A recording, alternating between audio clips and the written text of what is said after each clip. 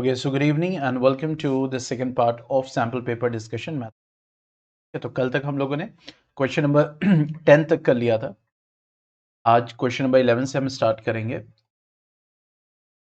तो let me pick up the questions.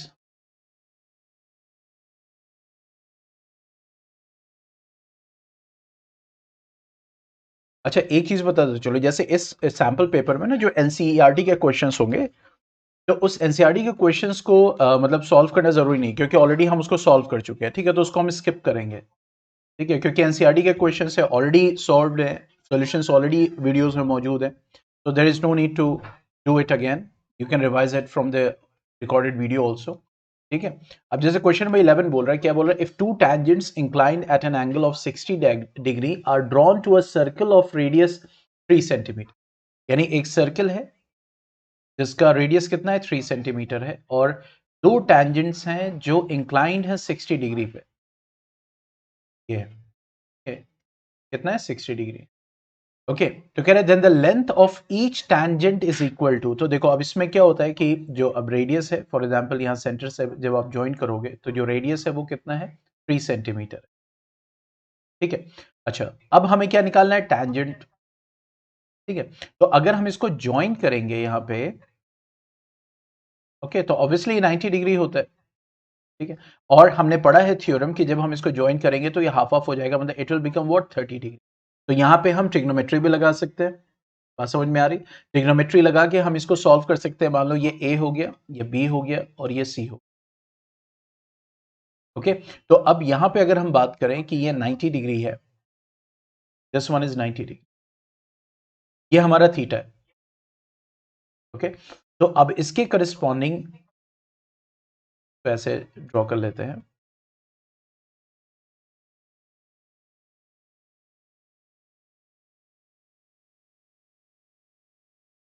ऐसे सब और इजी हो। ये हमारा हो गया सी, ये हमारा हो गया बी, ये हमारा हो गया ए। ये 90 डिग्री है और ये कितना हो गया, 30 डिग्री। ठीक है, बीसी हमारा कितना है, 3 सेंटीमीटर। ठीक है, तो ये हो गया हमारा क्या, परपेंडिकुलर, और ये हमारा हो गया बेस, और ये हमारा हो गया हाइपोटेन्यूज। तो हमें तो लेंथ ऑफ टैंजेंट निकालना है। तो पी बाई बी क्या होता है, साइन कॉस टैन क्या होता है, p by B.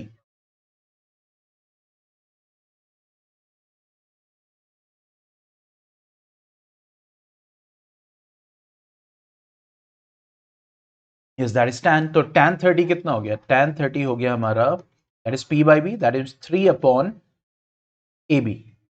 A B हमारा टैंजेंट है। ठीक है, अब ये हो जाएगा 1 upon root 3, 3 upon A B. तो ए बी कितना आ गया, दैट इज 3 रूट 3।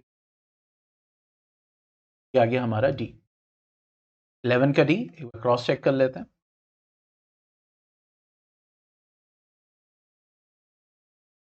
ठीक है, तो 11 का डी है, दैट इज 3 रूट 3। ठीक है, चलिए now coming to the next one.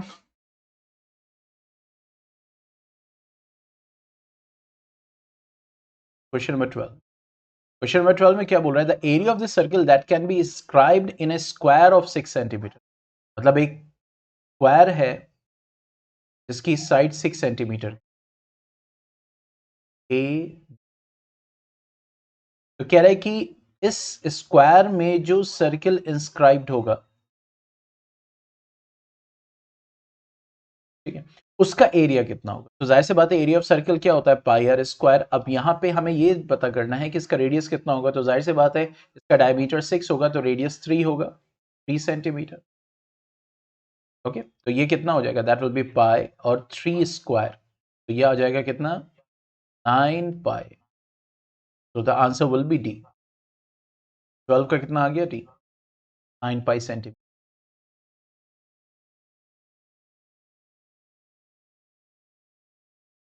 Now coming to the next one, question number 13.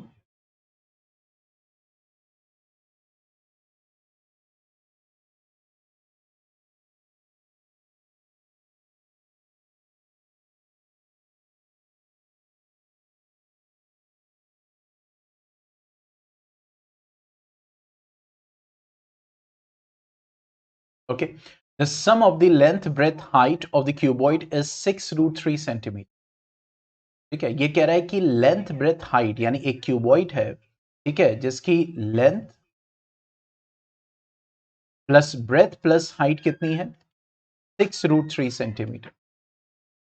ठीक है, अच्छा कह रहा है कि लेंथ ऑफ इट्स डायगोनल यानी जो क्यूबॉइड है उसकी जो डायगोनल है, और क्यूबॉइड की जो डायगोनल होता है वो क्या होता है, under root l square plus B square plus h square. ये कितना होता है, 2√3। ये होता है length of cuboid, sorry length of diagonal of the cuboid. ठीक है, तो कह रहा है टोटल सरफेस एरिया क्या होगा उस क्यूबॉइड का। अब देखो टोटल सरफेस एरिया क्या होता है, 2 × एल बी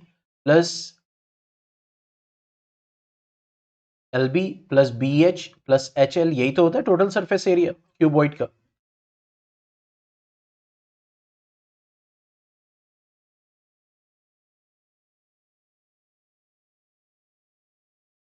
ठीक है, तो इसका मतलब ये हो गया कि हमें ये एक्सप्रेशन चाहिए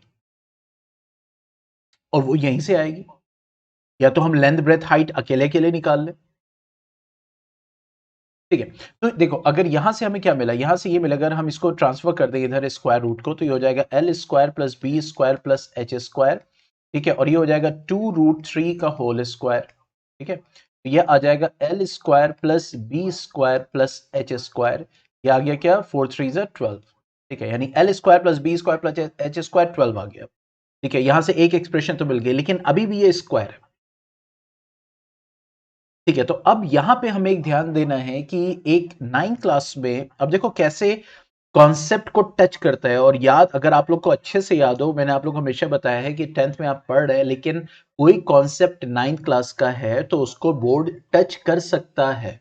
याद है आप लोग को, मैंने बताया था वीडियोस में जब मैं क्लासेस ले रहा था मैथमेटिक्स की, और जब आप लोग 9th में थे तब भी मैंने आप लोग को यह बताया था कि जब आप 10th में पहुंचेंगे तो 9th को भूलना नहीं है।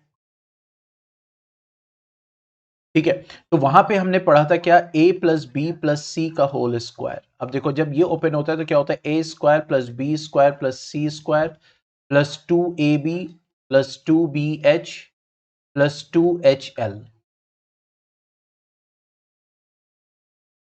ठीक है, अब देखो यहां से हमें ये एक्सप्रेशन मिल सकता है ये वाला। ठीक है, और ये ऑलरेडी हमारे पास है, देखो ये, लेकिन हम एग्जीक्यूट कैसे करें, तो अगर तुम गौर से देखोगे यहां पे, तो इसको देखो, इसको हम लेते हैं l plus b plus h को 6√3। अब हम इसको दोनों तरफ स्क्वायर कर दे, क्योंकि हमें ये चाहिए a प्लस बी प्लस सी का होल स्क्वायर, तभी आएगा, दोनों एक्सप्रेशन आ रहे हैं, ये वाला भी आ रहा है और ये वाला भी आ रहा है। ठीक है, तो अब दोनों तरफ अगर हम स्क्वायर करेंगे तो ये क्या हो जाएगा, l square plus B square plus h square plus 2lb plus 2bh plus 2hl।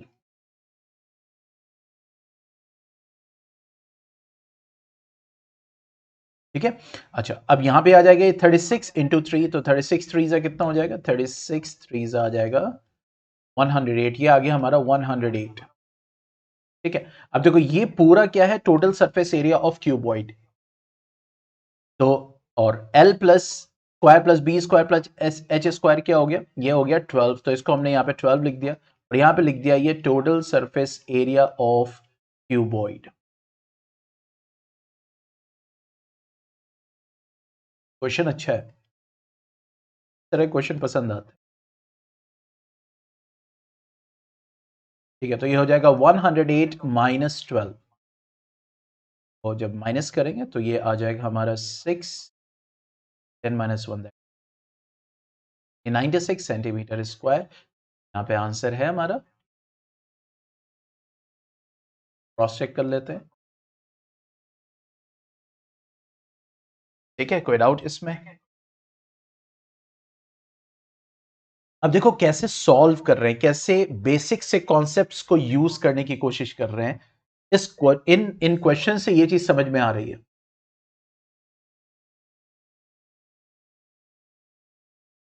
ठीक है, चलो अब आगे बढ़ते हैं, क्वेश्चन नंबर 14 से लेते हैं।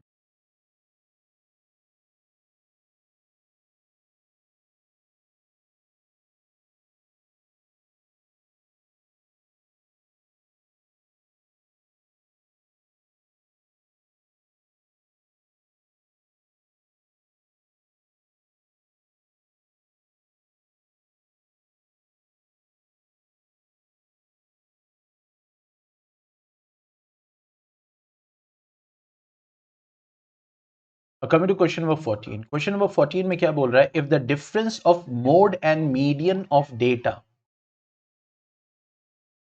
इज 24, मतलब ये कह रहा है कि डिफरेंस जो है मतलब मोड माइनस मीडियन 24 है, तो कह रहा है कि difference of median and mean कितना होगा। ठीक है, अच्छा आज जो हमारा एक जनरल एक्सप्रेशन होता है वो कितना होता है, that is 3 median is equal to mode plus 2 mean. ये याद है, ये जनरल एक्सप्रेशन है।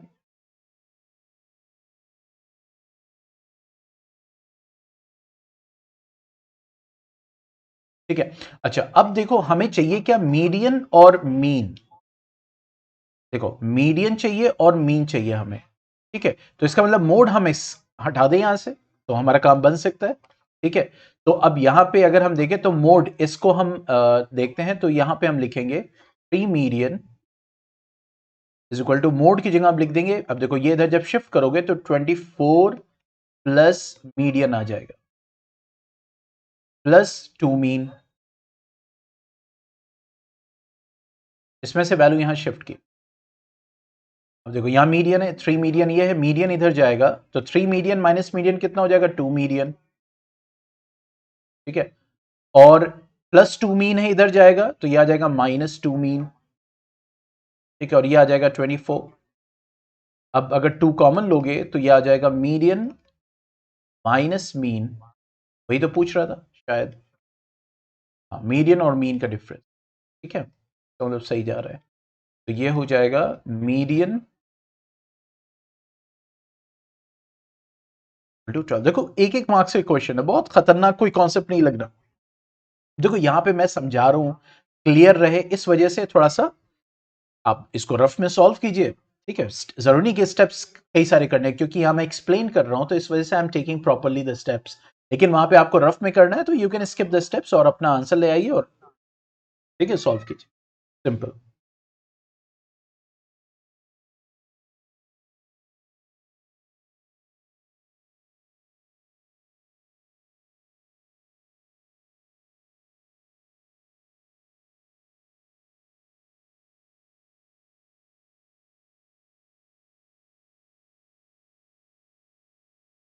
ठीक है, चलिए आगे बढ़ते हैं next.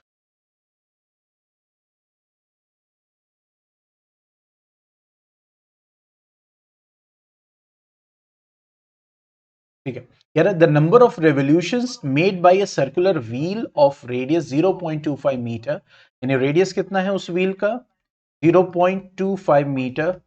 Okay, in rolling a distance of 11 kilometre, total distance जो ट्रेवल कर रहा है वो कितना कर रहा है, 11 किलोमीटर, मतलब 11,000 मीटर, ये टोटल डिस्टेंस है। तो कह रहे कितने रेवोल्यूशंस होंगे।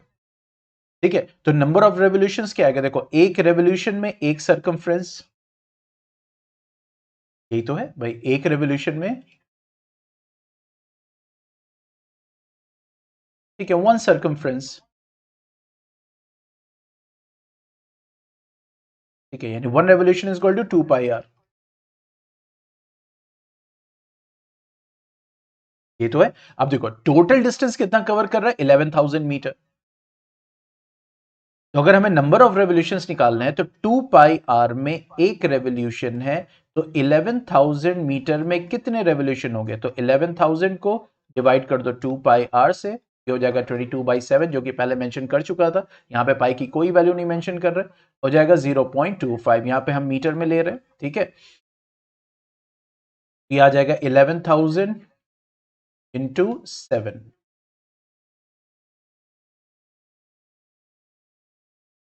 2 इंटू 22 इंटू 0.25,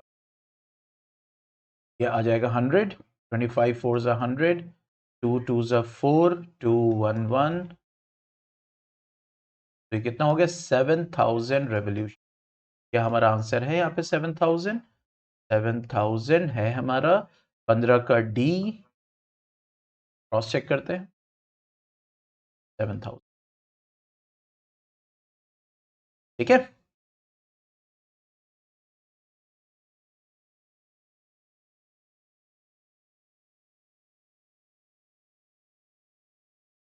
चलो अब आते हैं 16 पे।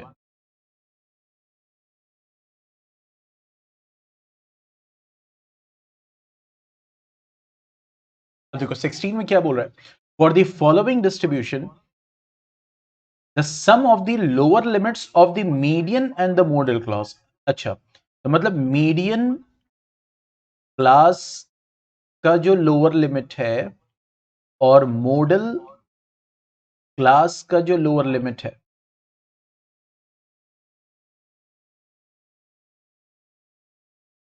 ठीक है, इन दोनों का सम क्या होगा, यही कह रहा है। ठीक है, अब देखो मीडियन क्लास बेसिकली क्या होता है, अगर हम इसको देखें तो जैसे 0 to 5 है, क्योंकि यहाँ पे प्रॉपर कोई सोल्यूशन नहीं शो कर रहा है तो हम इसको ऐसे लिख सकते हैं, जैसे 10 हो गया। ठीक है, अच्छा क्यूमुलेटिव फ्रीक्वेंसी का जब हम करेंगे तो ये 10 आएगा, 5 to 10 का 15 आएगा, तो इसकी फ्रीक्वेंसी कितनी 15, तो 15 + 10 कितना हो गया 25, क्योंकि बिना उसके हम निकाल ही नहीं सकते। ठीक है, 10 to 15 कितना हो गया 12, तो ये हो जाएगा 37, 15 to 20 हो गया हमारा 20, तो ये आ जाएगा 57। ठीक है, 20 to 25 हो गया हमारा 9। ठीक है, तो ये आ जाएगा 9 7 16, दैट इज 66। तो ये हमारी क्यूमुलेटिव फ्रीक्वेंसी आ गई। ठीक है, तो देखो मॉडल क्लास और मीडियन क्लास हम कैसे निकालते हैं, देखो मोड क्या होता है, मॉडल क्लास वो होता है जिसमें फ्रीक्वेंसी सबसे ज्यादा होती है। ठीक है, फ्रीक्वेंसी इसकी सबसे ज्यादा है। ठीक है, तो मॉडल क्लास हमारा यहाँ पे है 15 to 20, तो इसकी लोअर लिमिट हो गई 15। एक तो ये चीज क्लियर हो गई। अच्छा, उसके बाद मीडियन क्लास क्या होती है। ठीक है, मीडियन क्लास कैसे निकालेंगे, तो मीडियन क्लास डिपेंड करता है टोटल ऑब्जर्वेशन पे, यानी n पे n/2 करेंगे, तो 66/2 किया, कितना आया 33। अब 33 के करीब, सबसे करीब बड़ी और सबसे करीब 37 वैल्यू है, तो ये हो जाएगा हमारा मीडियन क्लास। मीडियन क्लास ये हो जाएगा हमारा 10 to 15। इसका लोअर लिमिट है 10, तो 10 + 15 कितना हो गया 25, तो आंसर होना चाहिए 25। Let us cross check it, 25। बात समझ में आ गई।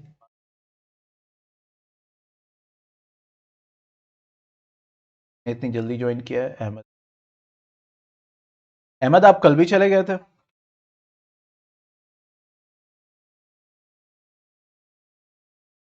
चले ही गए, लग रहा है इंटरनेट का इशू है।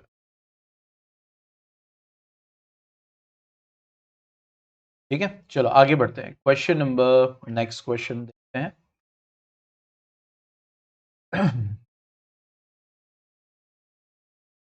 17 and 18।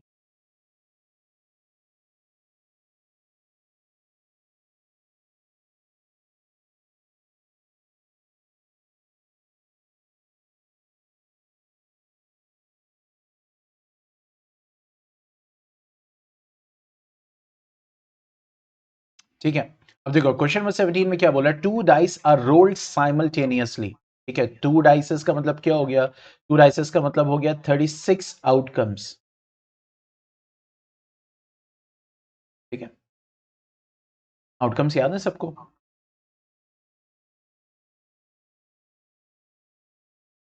हालांकि ये यहां पे दिया है 36 outcomes banana will be time consuming, like question यहाँ पे नहीं होना चाहिए, लेकिन थोड़ा सा देखते हैं आगे। What is the probability that 6 will come up at least once. अच्छा चलो ठीक है, तो ये 6 को ही पूछ रहा है, कम से कम एक बार आए।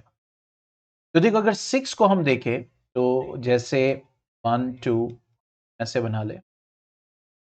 ठीक है, 1 2 3 4 5 6, फिर 1 2 3 4 5 6, तो इसका मतलब अगर देखोगे तो 6 इससे कंबाइन होगा तो ये आ जाएगा 1 6, फिर 2 6, फिर 3 6, फिर 4 6, फिर 5 6 और फिर 6 6, और ये वाला 6 से कंबाइन होगा तो यहां भी 1 6, 2 6, 3 6, 4 6 और 5 6, यानी 6 वाले में तो यही आएंगे सिर्फ। तो कह रहा है यहां पे कि अगर 2 dice, what is the probability that 6 will come up at least once. At least और एटमोस्ट मैंने आपको बताया था, एटलीस्ट मतलब कम से कम एक हो, दो भी हो सकता है। ठीक है, तो कितने आउटकम्स हो गए? 1 2 3 4 5 6, तो ये ऑलरेडी काउंट हो चुका है। 7 8 9 10 11, यानी यहां पे आ जाएगा 11/36। तो 11/36 सी आंसर होना चाहिए। तो यहां पे देखते हैं 17 का आंसर क्या है, सी 11/36। क्वेश्चन समझ में आया? कोई डाउट है फिर से पूछ सकते हैं।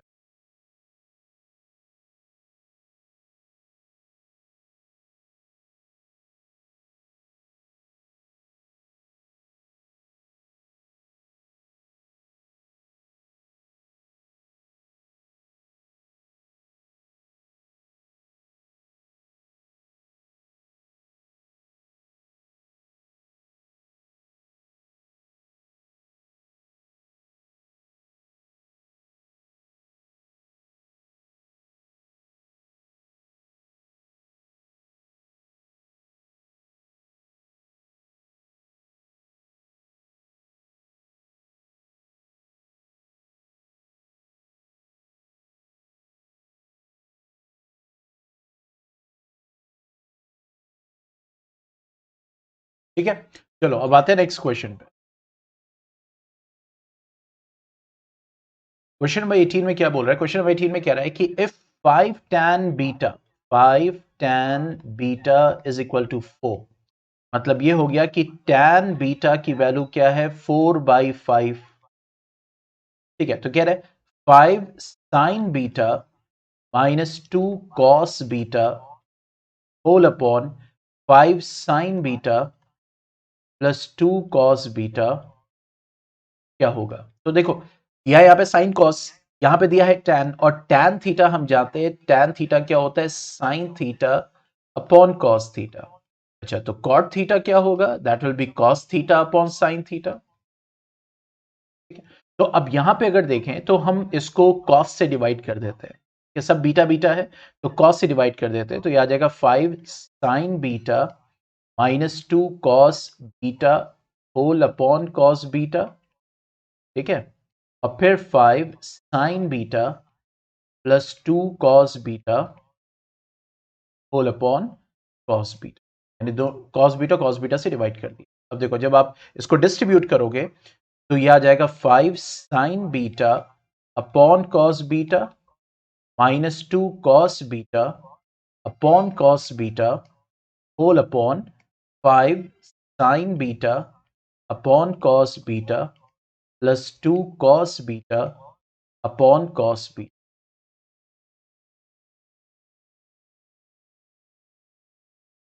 ठीक है, तो यहां पे आ जाएगा साइन बीटा, तो ये आ जाएगा 5 tan बीटा माइनस ये कैंसिल हो जाएगा तो 2 आ जाएगा, ये आ जाएगा 5 tan बीटा प्लस 2। अब tan बीटा की वैल्यू कितनी है? 4/5, तो ये आ जाएगा 4/5 minus 2 whole upon 5 into 4/5 plus 2। ठीक है, तो 5 5 कैंसिल, 5 5 कैंसिल, तो 4 माइनस 2 2 आ गया, 4 प्लस 2 6 आ गया, ये आ जाएगा 1/3। तो आंसर आना चाहिए 1/3, that is a. So let us see that 18 का ए 1/3।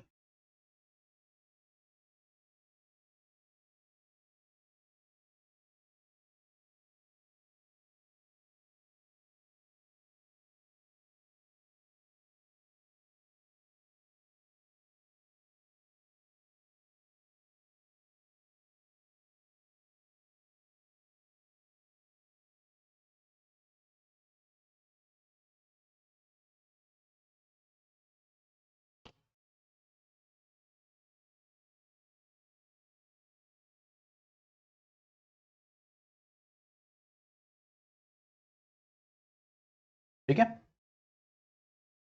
तो आगे बढ़ते हैं। अब नेक्स्ट जो कैटेगरी आ रही है जो क्वेश्चन की है वो क्या है? या 19, दैट इज assertion रीजन। ठीक है, अब देखो assertion रीजन की अगर हम बात करें यहां पे, ठीक है, क्वेश्चन नंबर 19 को लेते हैं। तो इसमें यह देखा जाता है, अब इसमें आपको चार ऑप्शंस को अच्छे से स्टडी करना है। ठीक है, वो क्या है भाई? assertion है, मतलब एक स्टेटमेंट है और एक रीजन है। ठीक है, अच्छा, चार क्या डिफरेंट डिफरेंट ऑप्शंस हैं कि एक तो ये हो सकता है कि ये जो हमारा assertion है बेसिकली, ठीक है, ये assertion, ये स्टेटमेंट, इसको आपको ये देखना है, ठीक है, कि ये स्टेटमेंट ट्रू है कि नहीं है।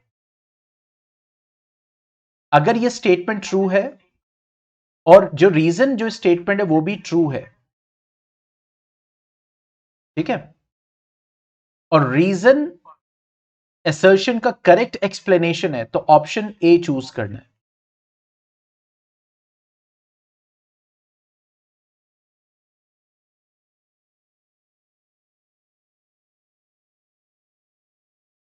ठीक है, ये कह रहा है both assertion reason are true and the reason is not the correct explanation, मतलब ये भी ट्रू है और ये भी ट्रू है, दोनों सही स्टेटमेंट है, लेकिन ये जो स्टेटमेंट है ये इसका करेक्ट रीजन नहीं है, स्टेटमेंट तो ट्रू है। ठीक है, तो यहां पे आपको क्या कैटेगरी मिलेगी, देखो ट्रू ट्रू की कैटेगरी मिलेगी। अगर ट्रू ट्रू की कैटेगरी है तो इसका मतलब एक करेक्ट एक्सप्लेनेशन है, और ट्रू ट्रू की कैटेगरी है एक इनकरेक्ट एक्सप्लेनेशन है। एक तो इस पे आपको ध्यान देना है, करेक्ट एक्सप्लेनेशन है तो ए, इनकरेक्ट एक्सप्लेनेशन है तो बी, स्टेटमेंट दोनों ट्रू है। फिर थर्ड कैटेगरी आती है कि असर्शन तो ट्रू है लेकिन रीजन फॉल्स है, मतलब ये जो स्टेटमेंट है ये स्टेटमेंट ही फॉल्स है। तो ये एक कैटेगरी आ गई ट्रू फॉल्स की। और फोर्थ कैटेगरी है दोनों फॉल्स, असर्शन भी फॉल्स और रीजन स्टेटमेंट भी फॉल्स। तो पहले आपको ये देखना है यहां पे कि ये जो assertion है क्या बोल रहा है, if product of two numbers is 5780 and their HCF is 17 then LCM is 340। तो हम ये जानते हैं कि प्रोडक्ट ऑफ टू नंबर्स क्या होता है, HCF of two numbers into LCM of two numbers. तो प्रोडक्ट ऑफ टू नंबर्स कितना दिया हुआ है 5780, ये 5780 है, ठीक है, HCF 17 है और ये कह रहा है कि LCM 340 है। तो LCM 3 अगर 40 है तो इसको मल्टीप्लाई कर लेते हैं, अगर ये दोनों मल्टीप्लाई होने पे ये आ रहा है तो इसका मतलब स्टेटमेंट ट्रू है। ठीक है, तो इसको जब मल्टीप्लाई करेंगे तो 1700, 17 4 are 58, 5 17 3 are 51, 17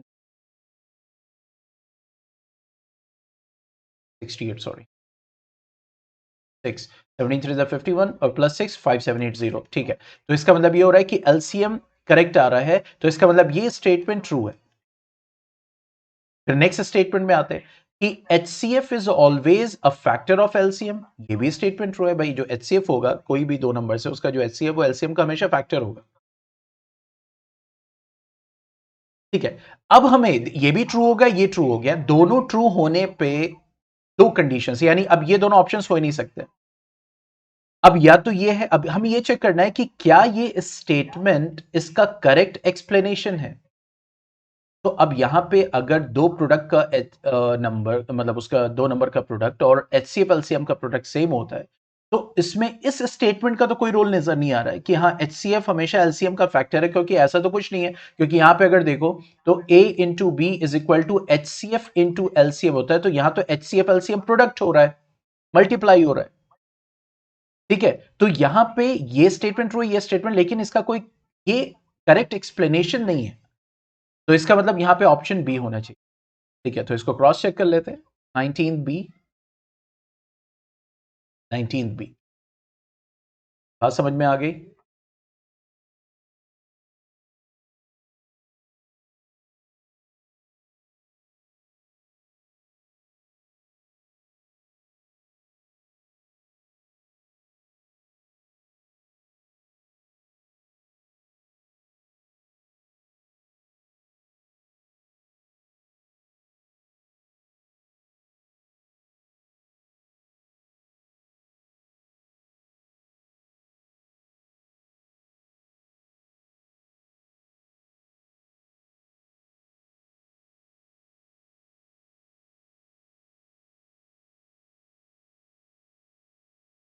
ठीक है, अब आगे बढ़ते हैं, क्वेश्चन नंबर 20,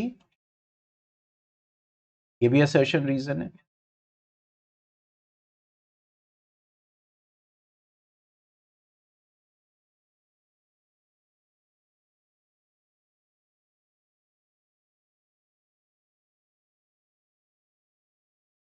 अब देखो 1 मार्क्स का है, ठीक है, तो ऑब्वियसली अच्छा, अगर बहुत ज्यादा टाइम लग रहा है ना, कि आपको लग रहा है कि यार सच अ रीजन इजी, तो मतलब 1 मार्क्स का तो है लेकिन टाइम ज्यादा लग रहा है, तो स्किप कर दो उस वक्त के लिए। अगर किसी क्वेश्चन पे बहुत ज्यादा टाइम उस वक्त लग रहा है ना, उस वक्त के लिए स्किप कर दो, नहीं तो आगे क्वेश्चंस पे फर्क पड़ने लगता है। ठीक है, ये हमेशा याद रखना। अब क्वेश्चन नंबर 20 यहां पे क्या बोल रहा है कि if the coordinates of the mid points of the sides A B and A C of triangle A B C, मतलब एक ट्राइंगल ए बी सी है।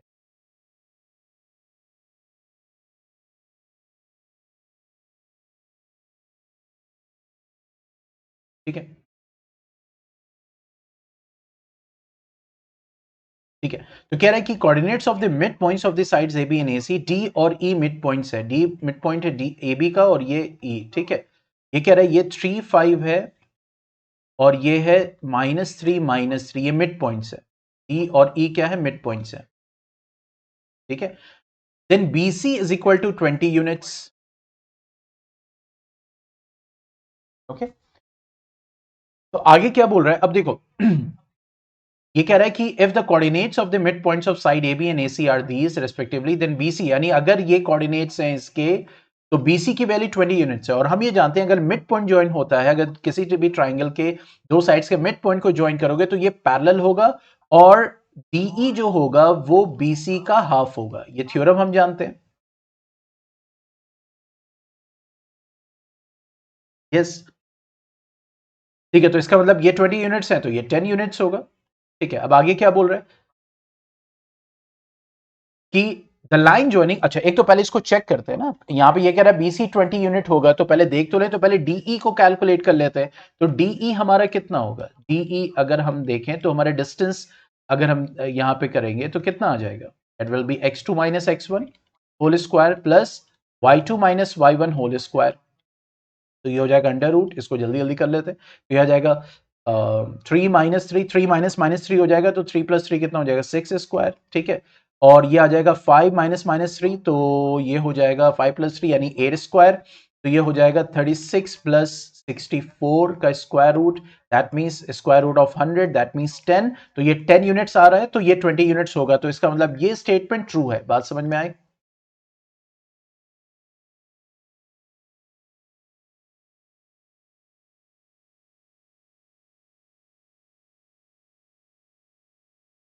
ठीक है, तो ये तो स्टेटमेंट ट्रू आ गया कि बीसी 20 यूनिट्स होगा। क्यों 20 यूनिट्स होगा, क्योंकि अभी हमने डीई की डिस्टेंस कैलकुलेट कर ली जो कि 10 यूनिट आ रही है, तो बाय थ्योरम ये 20 हो जाएगा। ठीक है, आगे क्या बोल रहा है, the line joining the mid points of the two sides of a triangle is parallel to the third side and equal to half of it. ये भी स्टेटमेंट ट्रू है, और ऑब्वियसली ये इसको सपोर्ट कर रहा है। यहां पे एकदम साफ नजर आ रहा है, इसका मतलब ऑप्शन ए होना चाहिए। दोनों ट्रू है तो ऑब्वियसली ये होंगे नहीं सी डी, लेकिन वहां पे जरूर देख लेना, हालांकि ऐसे ही पैटर्न में होगा, बट ये नहीं होना चाहिए एकदम ब्लाइंड फोल्डेड आप होके उसको देख रहे हैं। एक बार ऑप्शंस को रीड जरूर कर लीजिएगा। बात समझ में आ रही है? रीड जरूर कर लेना।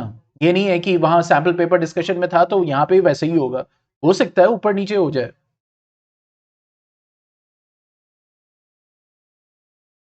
ठीक है, तो यहां पे कवर होता है हमारा सेक्शन ए। अब हम बढ़ते हैं सेक्शन बी की तरफ।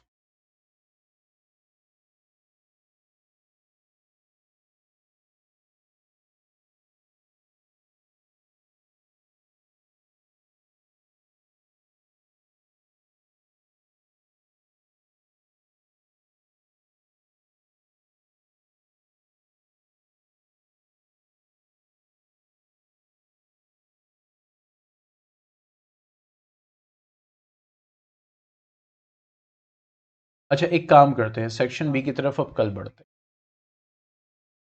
ठीक है, सेक्शन, अच्छा मैंने जैसे पहले ही बोला है कि सेक्शन आगे जो अब क्वेश्चन आएंगे, जो भी एनसीईआरटी के क्वेश्चन होंगे मैं स्किप कर दूंगा, जो एकदम न्यू क्वेश्चन होंगे उनको लेंगे। ठीक है, तो कल का टाइम मैं मैसेज करूंगा, may be 5 PM, may be 7 PM। अब आप कहेंगे सर आपने बीच में क्यों किया, क्योंकि जब मैं क्लासेस स्टार्ट कर रहा था actually there was one program और मुझे याद नहीं था, तो मेरे एक टीचर ने मुझे रिमाइंड कराया, तो इस वजह से आई हैव टू गो। ठीक है, लेकिन यहाँ पे सेक्शन ए हम कंप्लीट करते हैं और सेक्शन बी और सी रह जाएगा, फिर डी और ई रह जाएगा। तो जैसा मैंने बोला हम अब कॉन्टिन्यूअस रोजाना क्लासेस लेने वाले हैं, ठीक है। तो इंशाल्लाह वैसे भी कवर हो जाएगा, मतलब बहुत ज़्यादा टाइम नहीं लगने वाला है। तो इससे अच्छा है थोड़ा थोड़ा एब्जॉर्ब करके चले, ठीक है। अगर किसी दिन टाइम होगा तो हम 1.5 घंटा भी क्लास ले सकते हैं पूरा मैथ्स सैम्पल पेपर, क्योंकि देखो साइंस में ज़्यादा टाइम नहीं लगता है, क्योंकि साइंस में ऑलरेडी सोल्यूशन को इसमें यहाँ सॉल्व करके आपको दिखाना होता है। वहां पे कोई न्यूमेरिकल होगा तो सॉल्व करेंगे, नहीं होगा तो थियोरेटिकल डिस्कशन होता है, तो हम क्वेश्चंस को जल्दी डिस्कस कर सकते हैं, ठीक है।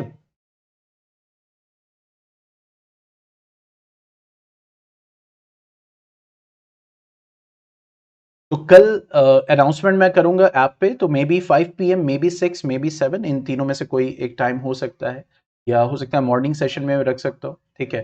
और वैसे भी आज शिवरात्रि है, तो इस वजह से I have to relieve your, Vaibhav भी है यहाँ पे, तो आप लोग का भी पूरा फेस्टिवल है आज, ठीक है।